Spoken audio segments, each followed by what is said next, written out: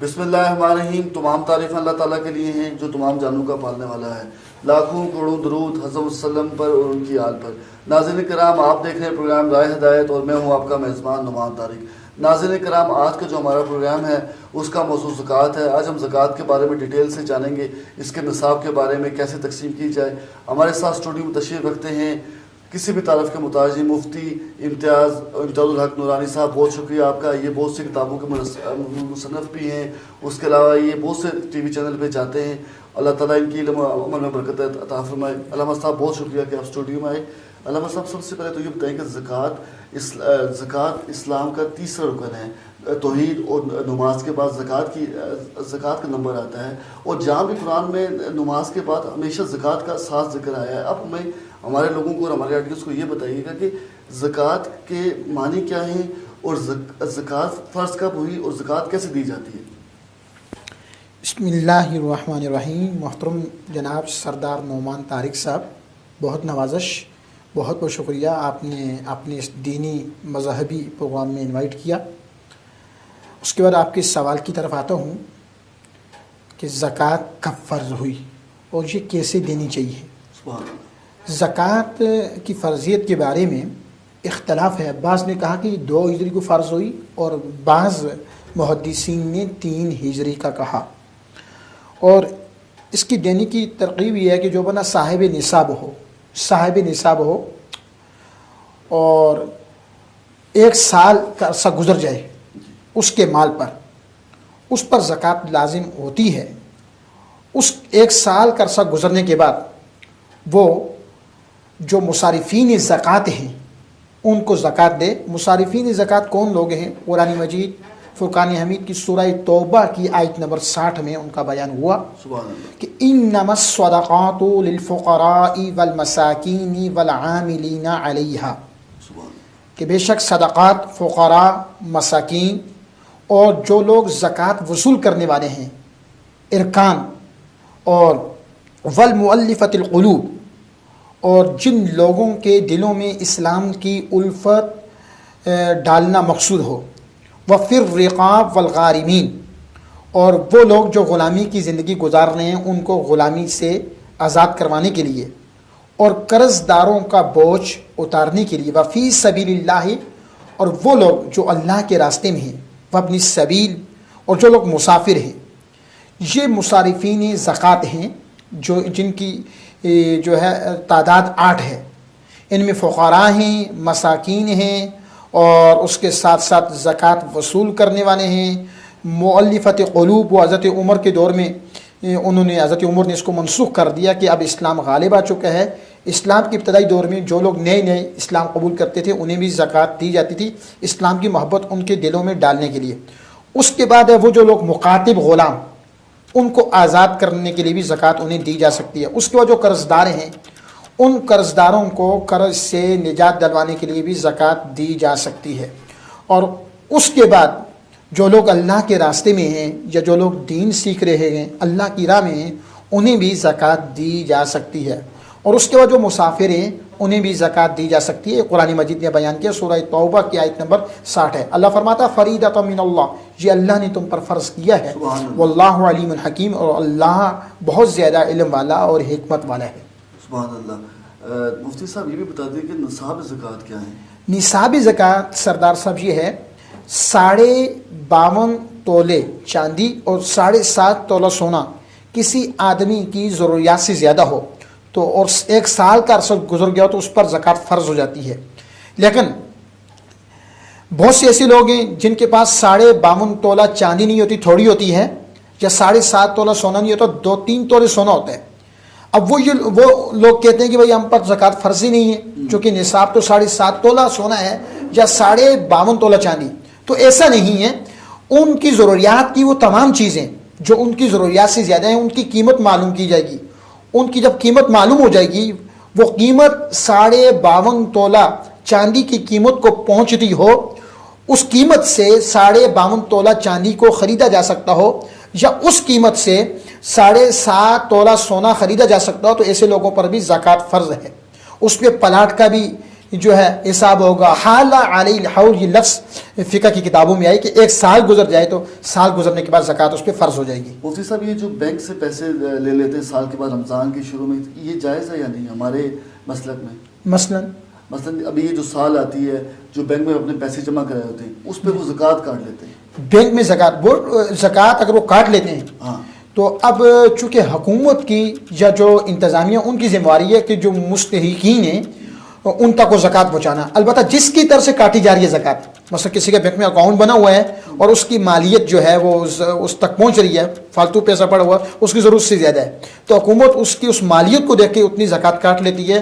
تو جس شخص کی طرف سے زکوٰۃ کاٹی جا رہی ہے، جس کا بیلنس کاٹا جا رہا ہے، اس کی طرف سے ادا ہو جائے گی. سبحان اللہ، زبردست. اب یہ بتائیے گا کہ زکوٰۃ نہ دینے کی کیا وجہ ہے؟ اس کی وعیدات یہ ہیں. نبی رحمت صلی اللہ علیہ وآلہ وسلم نے فرمایا کہ خشکی اور تری میں جو مال تلف ہوتا ہے وہ زکوٰۃ نہ دینے کی وجہ سے ہوتا ہے.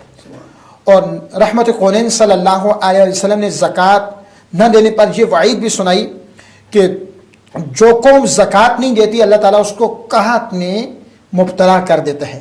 اس کے علاوہ حضور نے یہ بھی فرمایا کہ جس مال سے زکوٰۃ نہ نکالی جائے قیامت کے دن وہ مال شجاع الاقرع ایک گنجے سانپ کی صورت میں آئے گا، اور جو شخص زکوٰۃ نہیں دیتا اس کے گلے کا توق بن جائے گا. اور یہ بھی حدیث پاک میں ہے کہ جو شخص سونے کی زکوٰۃ نہیں دیتا وہی سونا قیامت کے دن آگ کا کنگن بن کے اس کے لیے آئے گا. یہ وعیدات احادیث مبارکہ میں زکوٰۃ نہ دینے والوں کے لیے بیان ہوئی ہیں. اللہ تعالیٰ ہمیں اپنے عذاب سے بچائے اور ہمیں زکوٰۃ دینے کی توفیق دے. آپ مفتی صاحب یہ بتائیے گا کہ ایک شخص کیا اپنے ماں باپ کو یا بہن بھائی کو زکوٰۃ دے سکتا ہے؟ ان کو کیا آپ کسی بہن بھائی کو رشتہ دار کو بتا کے دے سکتے ہیں کہ میں آپ کو زکوٰۃ دے رہا ہوں، یا کیسے طریقے سے ان کو دی جائے، ان کی بھی مدد ہو جائے اور آپ کی زکوٰۃ بھی ہو جائے؟ سردار صاحب آپ نے بہت اچھا سوال کیا اور یہ فقہی سوال ہے. اس کا جواب یہ ہے کہ آدمی اپنے ماں باپ کو زکوٰۃ نہیں دے سکتا، البتہ بہن بھائیوں کو دے سکتا ہے. بھائی بہنوں کو زکوٰۃ دے سکتے ہیں اور بہنیں بھائیوں کو زکوٰۃ دے سکتی ہیں. اور اس کے بعد جس بات کا آپ نے اشارہ بھی فرمایا وہ یہ کہ جب زکوٰۃ دے رہے ہوں بھائی بہنوں کو زکوٰۃ دے رہے ہیں، یہ ضروری نہیں کہ جا کے بتائیں بھائی یہ زکوٰۃ کا پیسہ ہے، نہیں یہ کہیں، بلکہ بہت بہتر ہے، مستحب ہے کہ کہیں یہ بچوں کی مٹھائی ہے. زکوٰۃ کی نیت کر لیں تاکہ ان کی عزت نفس بھی مجروح نہ ہو، زکوٰۃ بھی ادا ہو جائے. اگر بہنیں یہ دیکھتی ہیں کہ ان کے بھائی غریب ہیں تو وہ بھائیوں کو زکوٰۃ دینا چاہ رہی ہیں تو وہ یہ نہ کہیں کہ یہ زکوٰۃ کا پیسہ ہے، یہ میں آپ کو زکوٰۃ دے رہی ہوں، کہیں ایسا نہ ہو کہ وہ احساس کمتری کا شکار ہو جائے. اب وہ یہ کہیں بھائی یہ آپ کے بچوں کی مٹھائی ہے، یہ آپ کی بیٹیوں کی مٹھائی ہے، یہ لفظ کہہ کے دے دیں تاکہ اس کو معلوم بھی نہ ہو اور دینے والی کی طرف سے زکوٰۃ بھی ادا ہو جائے. تو یہ خوبصورت اور بہترین طریقہ ہے زکوٰۃ دینے کا. البتہ اولاد اپنے ماں باپ کو زکوٰۃ نہیں دے سکتی، ماں باپ اپنے بیٹوں کو زکوٰۃ نہیں دے سکتے. کیا زکوٰۃ کے پیسے آپ کسی مسجد یا مدرسے میں دے سکتے ہیں؟ جی بالکل، مدرسے میں زکوٰۃ کے پیسے دیے جا سکتے ہیں اگر اس مدرسے میں کوئی سید صاحب بھی زیر تعلیم ہیں.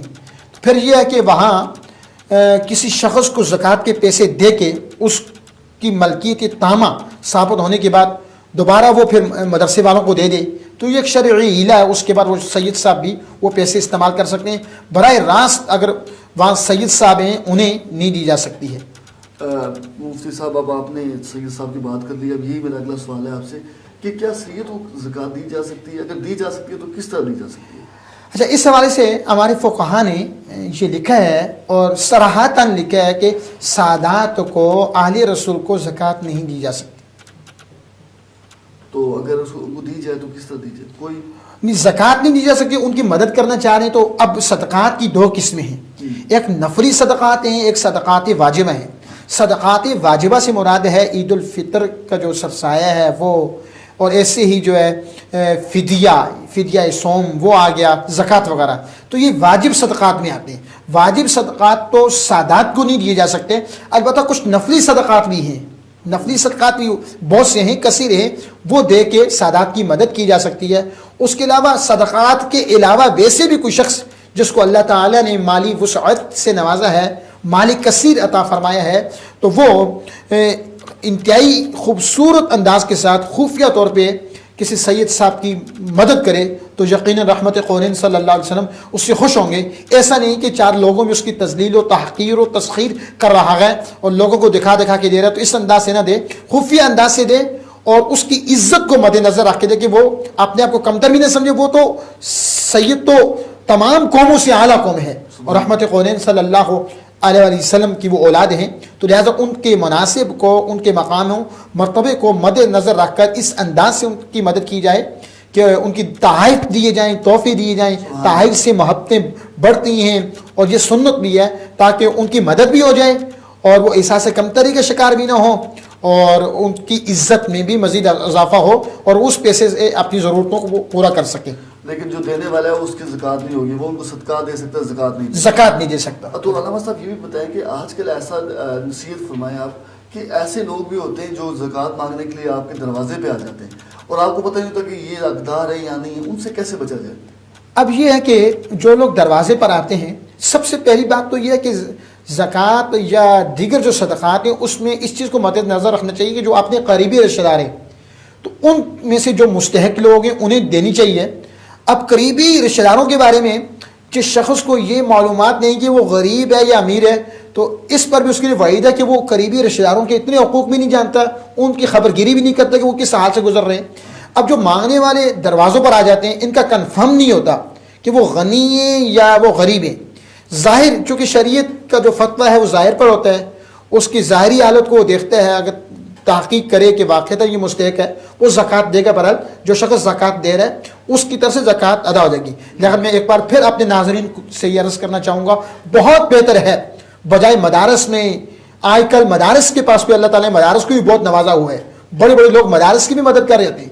ہمارے یہاں قریبی رشتہ داروں میں بہت سے لوگ بڑی غربت کی زندگی گزار رہے ہوتے ہیں, تنگ دستی کے شکار ہوتے ہیں, مقروض ہوتے ہیں, فاقہ کشی میں مبتلا ہوتے ہیں اور دوسرے رشتہ دار جو ہے عیش کی زندگی گزار رہے ہوتے ہیں. اور ان حالات میں رشتہ داروں پر, امیر اور اغنیا رشتہ داروں پر لازم ہے, ضروری ہے کہ وہ غریب رشتہ داروں کی مدد کریں اور زکوٰۃ اگر ان کو دیں گے تو یہ زیادہ افضل ہے, اس پہ زیادہ ثواب ہے. سبحان اللہ. علامہ صاحب آخر میں یہ بتائیے کہ جو نصاب ہوتا ہے زکوٰۃ کا 2.5%, جی یہ اگر ہم اپنے پیسوں میں سے دیتے ہیں یا جو چاندی کا آپ نے پہلے بتا دیا ہے, اب یہ مجھے بتائیے گا کہ کتنے ایسے لوگ ہیں جو رمضان میں اپنا صدقات دیتے ہیں لیکن ان کا اس کے اوپر سال پوری نہیں ہوتی ہے, کیا وہ دے سکتے ہیں یا جب ان کے پاس پیسے آئے تھے پوری سالوں کے اس کے بعد دیں گے؟ اچھا, اب اس میں یہ ہے کہ چونکہ زکوٰۃ کے لیے سال کا گزرنا لازمی ہے. اگر وحال علی الحول, ایک سال کا عرصہ گزر جائے, اگر سال گزرا نہیں تو زکوٰۃ ان کی ابھی ان پر لازم ہی نہیں ہوئی ہے. ایک بندہ ہے اس نے قرضہ دیا ہوا ہے جی, اب اس کو پتہ ہے کہ میرے پیسے آنے والے ہیں, اس پہ زکوٰۃ فرض ہو جائے گی, کیا وہ اس پہ قرضہ لے کے زکوٰۃ دے سکتا ہے کہ نہیں؟ چونکہ اس کا قرض بار گیا ہوا ہے تو اس صورت میں وہ زکوٰۃ دے گا تو اس کی طرف سے زکوٰۃ ادا ہو جائے گی. سبحان اللہ. ناظرین کرام, یہ تھا آج کا پروگرام. اللہ تعالیٰ ہمیں دین کی باتیں سمجھ کر اس پر عمل کرنے کی توفیق عطا فرمائے. انشاءاللہ آپ سے ملاقات ہوگی اگلے پروگرام میں. اللہ نے کے بعد اللہ حافظ.